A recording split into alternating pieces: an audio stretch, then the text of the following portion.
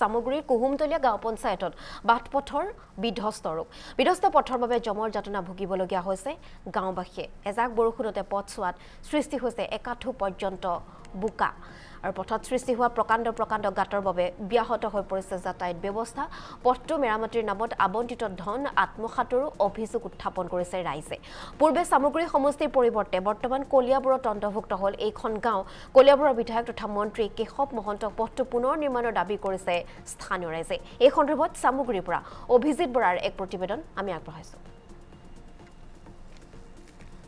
নিশ্চয়কৈ ক'ব লাগিব যে সামগ্ৰীৰ এটা বিধ্বস্ত পথ আৰু সেই পথটোৰ পৰিৱেশ এই মুহূৰ্তত মই দেখা ল'ব বিচাৰিছো পথ নহয় যেন এটা বোকাময় এখন খেতি পথাৰহে আৰু এই পথটোৰ বাবে বিগত বহু বছৰ ধৰি এই ইয়াৰ যিসকল স্থানীয় লোক আছে তেওঁলোকে জমৰ যাতনা ভুগি আহিবলগীয়া হৈছে জৰুৰীকালীনভাৱে ইয়াত কোনো ধৰণৰ এম্বুলেন্সৰ সেৱা ইয়ালৈ নাহে গতিকে তেওঁলোকৰ যথেষ্ট সমস্যা তেওঁলোক সন্মুখীন হৈছে মোৰ লগত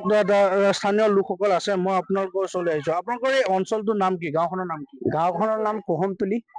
কোহমতলি পৰে আমাৰ গাঁওখনৰ নাম আমি এই ৰাস্তাৰ কাৰণে বহুত ভুগি আছো সমস্যাত ভুগি আছো ল'ৰা ছোৱালী ভুগি আছে বা বেমাৰীৰ ক্ষেত্ৰত ভুগি আছে এটা এম্বুলেন্স সোমাব নোৱাৰে আপোনাৰ এটা ৰোগী হলে এটা গাড়ী যে সোমাই লৈ যাব তেনেকুৱা অৱস্থা নাই আজি আমি 5-6 বছৰ হৈ গ'ল ৰাস্তাখনৰ কাম আহিলে পাছত সিহঁতে কি কৰে অলপমান মাটি পেলাই আৰু খবৰ নাই সিহঁতৰ কোনটো সমষ্টি হয় এইটো আমি আগত আছিলো সামগ্ৰী সমষ্টিত এতিয়া কলিয়াবৰ সমষ্টিত পৰিছো এতিয়া আমি কেশৱ মহন্ত ছাৰক এটাই আহ্বান কৰিম যে যিহেতু হোক এতিয়া আমি কলিয়াবৰ সমষ্টিত পৰিছো যাতে ছাৰে কাম ৰাস্তাখিনি চাই আপোনাৰ চেনেলৰ যোগেদি ৰাস্তাখিনি চাই যাতে ভালকে চালি জাৰি কামখিনি দিয়ে আৰু ক'ব লাগিব যে ইতিমধ্যে যেহেতু পঞ্চায়ত নিৰ্বাচন আপোনালোকৰ অন্ত পৰিছে গতিকে নতুনকৈ পঞ্চায়ত প্ৰতিনিধি হয়তো বাছনি হ'ব গতিকে তেওঁলোকলৈ আপোনালোকে কি আহ্বান জনাব পঞ্চায়তৰ প্ৰতিনিধিসকল ইয়ালৈ আহেনে নাই আহে আপোনাৰ পঞ্চায়তৰ এই জাষ্ট গ'লহে পঞ্চায়তটো এতিয়া চাওক এতিয়ালৈকে অহা নাই আমাৰ ওচৰলৈ যে ৰাস্তাখিনি ইমান বেয়া হ'ল যে চাওক এইটো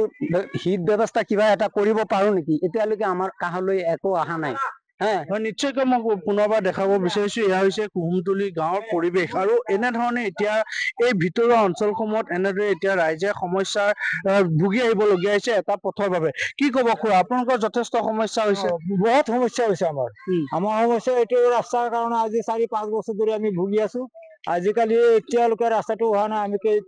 আৰু 2-3 বাৰ কেশৱ মহন্ত ঘৰলৈ গৈছিলো যোৱাৰ পিছত আমাক কৈছে যে ৰাস্তাটো বনাই দিম বুলি কৈ আমাৰ এতিয়ালৈকে এনেকে পৰি আছে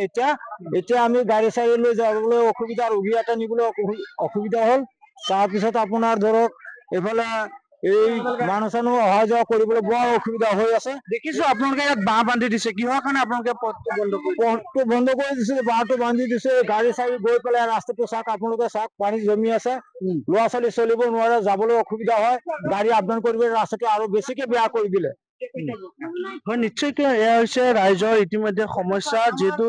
যে এটা পথৰ বাবে এনেদৰে তেওঁলোকে জমৰ যাতনা ভুগিবলগীয়া হৈছে পূৰ্বৰ যিসকল জনপ্ৰতিনিধি দিছিলে তেওঁলোকে বহুবাৰ পথটো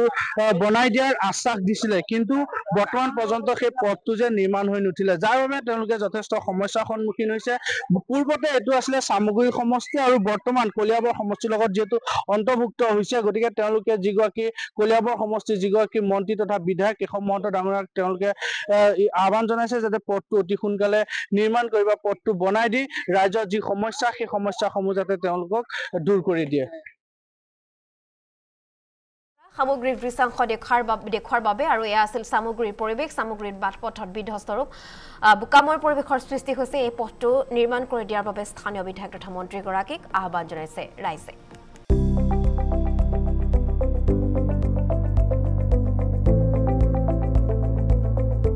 NB News সহজ সৰল ভাষাত নৱভাৰতৰ কথা